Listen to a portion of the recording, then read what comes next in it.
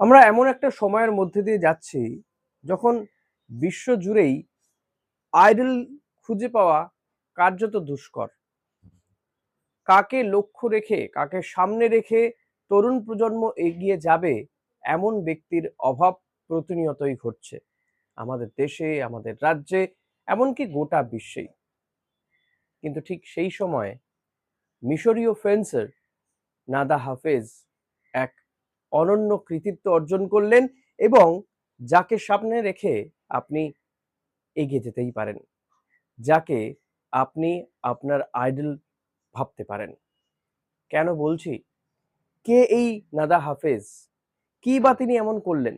না, তিনি প্যারিস অলিম্পিকে কোনো পদক পাননি, কিন্তু তিনি পদক পাওয়ার থেকেও অনেক কিছু পেয়ে গেছেন, তার থেকেও অনেক বেশি সম্মান পাচ্ছেন। গোটা বিশ্ব তাকে কুর্নিশ করছে তার লড়াইয়ের জন্য। আসুন আজকে এই ফেন্সার নাদা হাফেজের গল্প আপনাদের শোনাই। এক অন্যরকম গল্প, যা থেকে আমি তো মোটিভেশন পাচ্ছি, আপনিও পাবেন। শুনতে থাকুন নাদা হাফেজের এই অসম লড়াইয়ের গল্প। অলিম্পিকে কোনো পদক পাননি, কিন্তু সেই পদকও তো অনেকেই পাননি, যাদের মধ্যে মিশরীয় ফেন্সার নাদা হাফেজও আছেন। দক্ষিণ কোরিয়ান প্রতিযোগী হা ইয়ং জিয়নের কাছে রাউন্ড অফ 16-এ 7-15 পয়েন্টে হেরে গিয়েছেন তিনি। কিন্তু এই পরাজিত ফেন্সারকেই কুর্নিশ জানাচ্ছে গোটা বিশ্ব।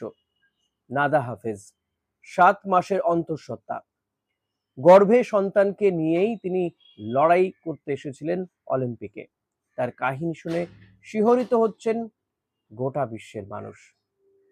26 বছরের এই ফেন্সার পেশায় প্যাথোলজিস্ট। এই নিয়ে তৃতীয়বার ফেন্সিংয়ে মেয়েদের ব্যক্তিগত স্যাবরে ইভেন্টে অংশ নিয়ে শেষ 16-য় উঠেছিলেন, কিন্তু তারপর আর এগোতে পারেননি। ফেন্সিং স্ট্রিপ ছাড়ার সময় হবু মায়ের চোখে জল দেখেছে গোটা দুনিয়া। শুধু দেখেনি, নাদাকে ভরিয়ে দিয়েছে ভালোবাসায়, শুভেচ্ছায়। ইনস্টাগ্রামে অসাধারণ মর্মস্পর্শী পোস্ট করেছেন নাদা। তিনি লিখেছেন, পোডিয়ামে আপনারা দুজন খেলোয়াড়কে দেখেছেন, আসলে আমরা 3 জন ছিলাম। আমি, আমার প্রতিদ্বন্দ্বী এবং আমার ছোট্ট সন্তান, যে এখনো পৃথিবীতে আসেনি।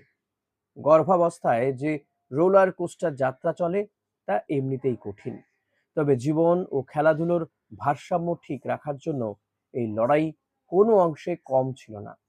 আমি 3 বারের অলিম্পিয়ান, তবে এই অলিম্পিক্স একদম আলাদা, কারণ আমার সঙ্গে ছোট্ট অলিম্পিয়ানও ছিল।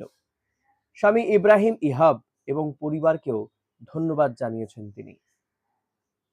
নাদার ভাবি সন্তান জানবে, প্যারিস অলিম্পিক থেকে তার মা শূন্য হাতে ফেরেনি, ফিরেছে এক পৃথিবী ভালোবাসা নিয়ে। দেখলেন তো জয়ী হয়ে কি প্রচন্ড লড়াই করেছেন মিশরের এই 26 বছরের নাদা হাফেজ। আপনিও যদি মা হন, তাহলে নিশ্চয়ই আপনি 10 মাস লড়াই করে আপনার সন্তানকে জন্ম দিয়েছেন। কিন্তু ভাবুন, আপনার জঠরের সন্তান, তাকে 10 মাস ধরে আপনি আপনার ভেতরে বেড়ে তুলছেন এবং তার জন্য তাকে খাওয়ানোর বা আপনার তাকে বাঁচিয়ে রাখার যে লড়াই, আপনার নিজেকে বাঁচিয়ে রাখার এবং আপনার পেটের সন্তানটিকে বাঁচিয়ে রাখার যে লড়াই, সেই লড়াই আপনি লড়েছেন। কিন্তু নাদা হাফেজ শুধু জীবনে সেই লড়াই লড়েননি, অলিম্পিকের মতন মঞ্চে এসে তিনি লড়াই লড়লেন এবং শেষ 16 পর্যন্ত পৌঁছলেন। এই লড়াইকে কুর্নিশ না করে বোধহয় পারা যায় না। তাই নাদা হাফেজের থেকে বোধহয় আরো কিছু পাওয়ার অপেক্ষায় থাকলো গোটা বিশ্ব। আগামী দিনে নাদা হাফেজের জন্য, তার সন্তানের জন্য শুভেচ্ছা রইল।